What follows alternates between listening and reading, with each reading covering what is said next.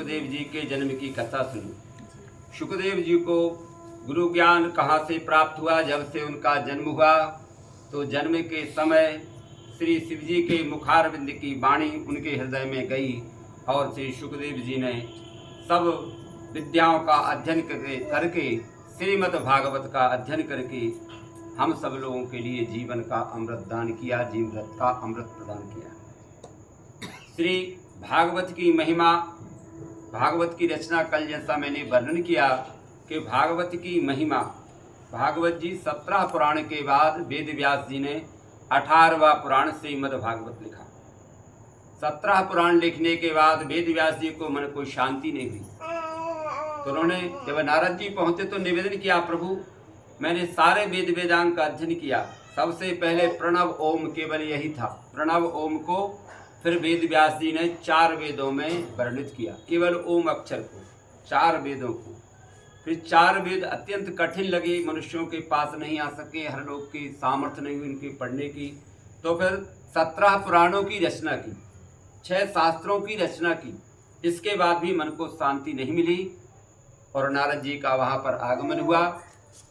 तो नारद जी का उनका परामर्श वार्तालाप हो रही है कि मुझको शांति प्राप्त नहीं हुई, मैंने सब वेदों का अध्ययन कर लिया, सब वेद मैंने लिख दिए, 4 वेद, 6 शास्त्र, 18 पुराणों की रचना मैंने कर दी, लेकिन मेरे मन को शांति नहीं मिली। तो मन को शांति में कैसे प्राप्त करूं?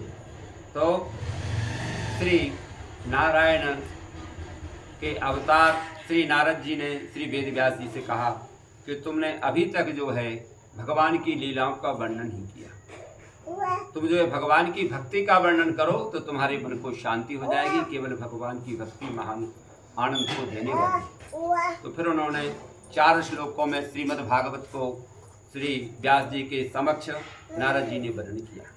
सबसे पहले श्री ब्रह्मा को भागवत की रचना, भागवत के 4 मंत्र, सप्तश्लोकी भागवत जिसको कहते हैं, सबके पास मोबाइलों में यदि आप वर्णन करके निकालेंगे यूट्यूब पर चतुश्लोकी भागवत, तो कल जो 4 श्लोक आपने पढ़े थे, अहमेवा समे बागे नान्यत तत्सद परम पश्चाद्यम नदित्य ज्यो वसिष्येत सो सम्यहम ऋते अर्थयत प्रत्येत न प्रत्येत चात्मनि तद विद्यादात्मानो मायाम यथाभ्यासो यथातम यथा महन्ति भूतानि भूतेच्च बचेशनु प्रविष्टानि प्रविष्टानि तथा तस्मै तेषाम् एतावदेव जिज्ञासं तत्व जिज्ञासनात्मना अनवय व्यतिरेकाभ्याम यत् स्यात् सर्वत्र सर्वदा। यह 4 श्लोक श्री नारायण ने ब्रह्मा जी को दिए और कहा कि तुम सृष्टि की रचना करोगे तो यह संसार की माया जाल तुमको प्राप्त नहीं करेगी, तुमको नहीं छुएगी। तुम जो है सृष्टि की रचना करो, माया जाल में नहीं पड़ो। श्री शिव जी ने कहा कि मैं संहार करूंगा तो मुझे पाप लगेगा, सारे संसार को संहार करने का तो जो है सारे संहार का पाप लगने की मुक्ति के लिए श्री नारायण ने शंकर जी को चतुश्लोकी भागवत दी और कहा चतुश्लोकी भागवत के माध्यम से तुमको जो है महान पुण्य की प्राप्ति हुई है, दोष तुमको नहीं है। और वही फिर ब्रह्मा जी ने अपने पुत्र नारद को दी, नारद जी ने वेद व्यास जी को दी और श्रीमद् भागवत पुराण की रचना वेद व्यास जी ने महर्षि नारद के द्वारा सुनकर के इसकी रचना की। तो श्रीमद् भागवत की कथा का महान पुण्य प्रभाव है।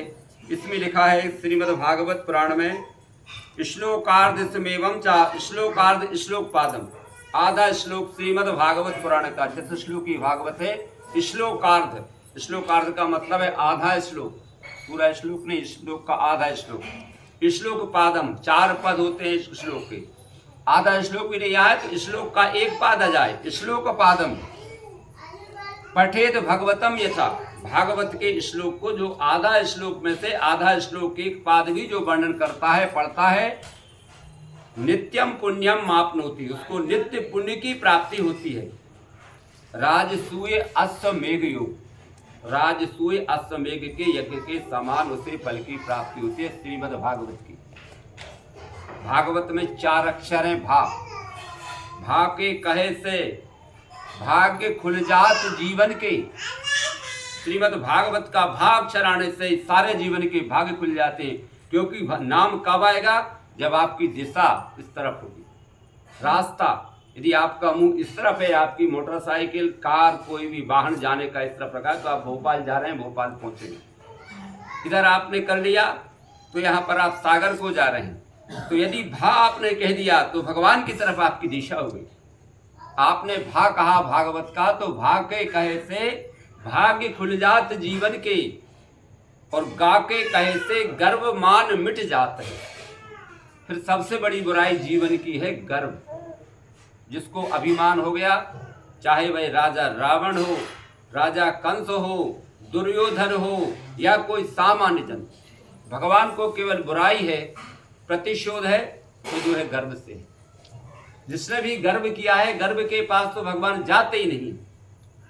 गर्व मान मिट जाते। गा के कहे से जब भाग कहोगे, इस तरफ आप जैसे ही मुंह करोगे भगवान के पास, भगवान के सन्मुख आने से ही सारे पापों का क्षय हो जाता है। भगवान के पास जाने को मन ही नहीं करता। भगवान के सम्मुख आने से सारे पापों का नाश हो जाता है। मेरे सन्मुख आप की सोई। जिसके हृदय में पाप होता है, भगवान के पास नहीं आ सकता, भगवान की तरफ मुंह नहीं कर सकता। तो गर्व मिट जाएगा। भा कहा भगवान की तरफ, जैसे ही मुंह किया, भाव आपने भगवान की तरफ किया, तो आपका गर्व मान मिट जाते हैं, आपका गर्व मिटा। और जब गर्व मिटा, जब गर्व आपका मिट जाएगा, अभिमान मिट जाएगा, तो फिर क्या होगा? बा का अक्षर आता है, भाग के बाद है बा। बा से वर्ण होए विष्णु दासन में।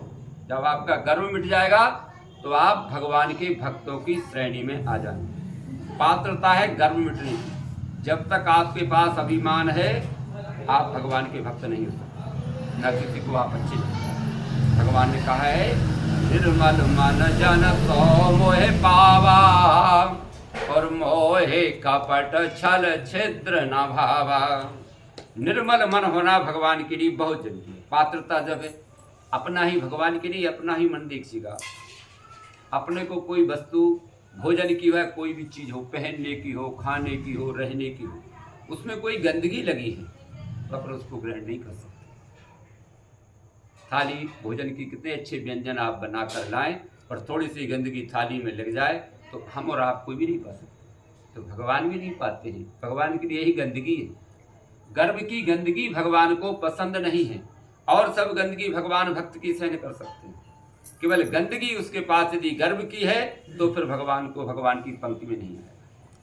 तो भाग के कहे से भाग्य खुल गए, गा के कहे से गर्वमान मिट जाता है, गा के कहे से गर्वमान मिट जाते, बा के कहे से वर्ण हो विष्णु दासन में, और ताके कहे से तन सारो तर जाते।